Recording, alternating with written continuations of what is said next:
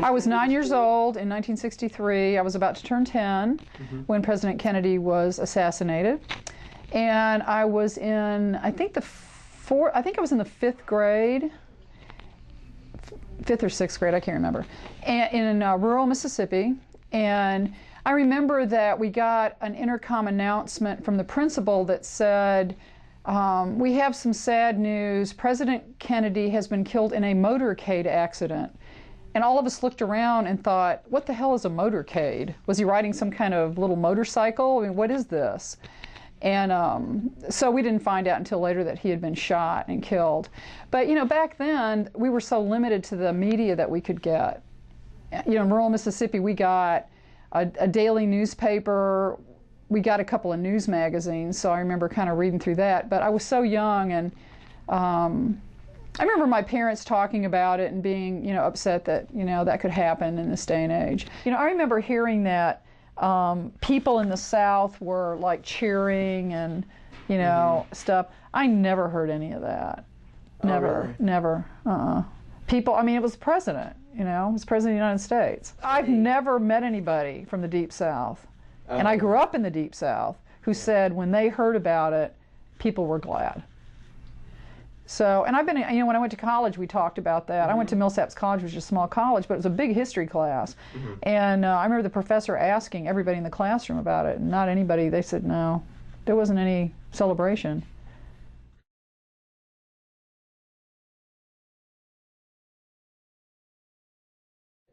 You know, I know it had a huge impact on the country because then LBJ stepped in, and LBJ's the one who got through all the civil rights laws, and he's, you know, that was really his baby.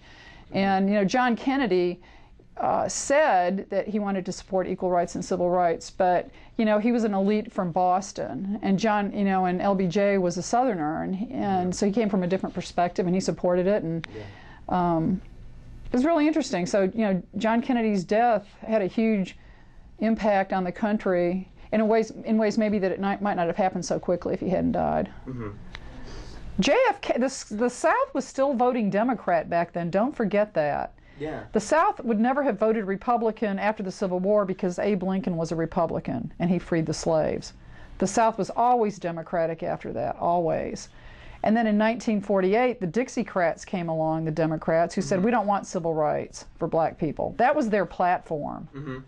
So things started changing with the Democratic Party then, but then when LBJ came along, the South started going, what?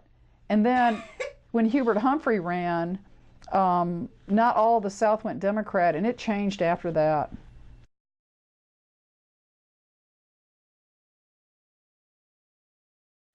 So everybody has different perspectives, but, you know, I think the Kennedys were, you know, I mean, John and Caroline, who I have a lot of respect for, they were my age.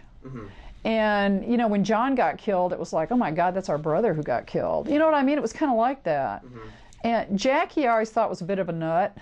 I remember watching well, we found out now that she was really, you know, she was on prescribed medication quite a bit. But I remember watching, I think it was, I don't know if it wasn't 60 Minutes that far back, although it's been around a while. But they were interviewing her about the White House. And the White House tour. Yeah, and she was like, Mr. President, you know, it was so creepy to me. And I was just this little kid, but I was like, she seemed weird. And she was calling her husband Mr. President. I thought that was really strange as a little kid. But now I see people do it more. But I remember watching her and going, she seems like a robot, you know, when I was a little kid. But apparently she was a wonderful person and, you know, turned her head when John was, you know, had his women coming in and out of the White House. No, that was different back then, too, because the press left him alone on that.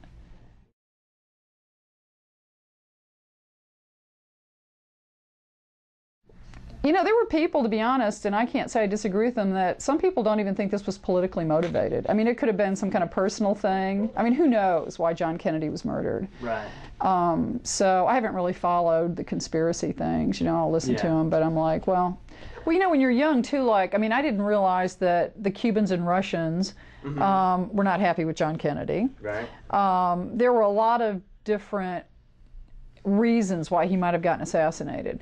There's Tons. Right, and you know, I remember on the Seinfeld show once they did did you ever see that one where they did a thing with the baseball player spitting and it was like, it did make it sound ridiculous. You know, the bullet went in here and then it came up and spun around and went like that.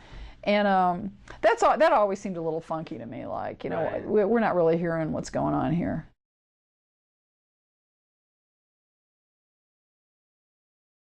Well, what scares me about today's journalism is that it seems like being the first one to break a story is more important than getting the story right. And that really concerns me, because I think things like that are very dangerous. And back in the day, World War II, there wasn't any live media except maybe local radio. So things had to be more thoughtful. It's not, journalists didn't do a better job necessarily, but I think during times of war, Dan Rather said once that journalists carry the flag with them just like anybody does. And so I think it's difficult for a journalist to try to step back and really report on what's happening. I remember right after 9/11, Robert Jensen, who teaches at UT, said that the U.S. should have seen this coming because of our policies worldwide. And he was right. But a lot of people, he almost lost his tenured position at UT because of that.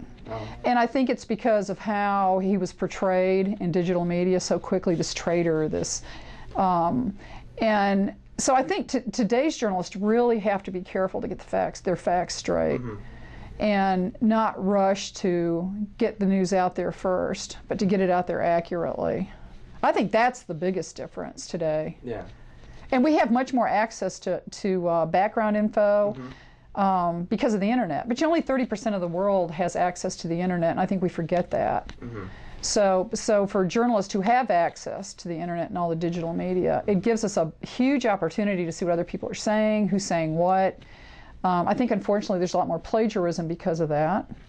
But I just think journalists today just need to be a lot more careful.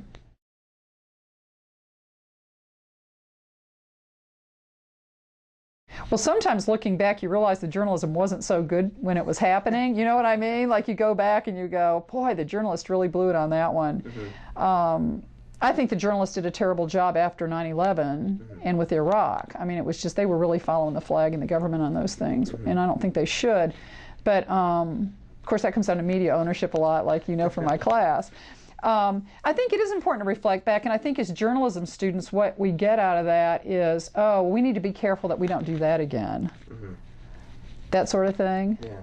And, you know, because, you know, people will look back on Vietnam and say, oh, the Vietnam War ended because the evening news was showing body bags all the time and showing the terrible cost of the war, but they really weren't. I mean, studies of the television television coverage back then, there wasn't that much of it, but people remembered it.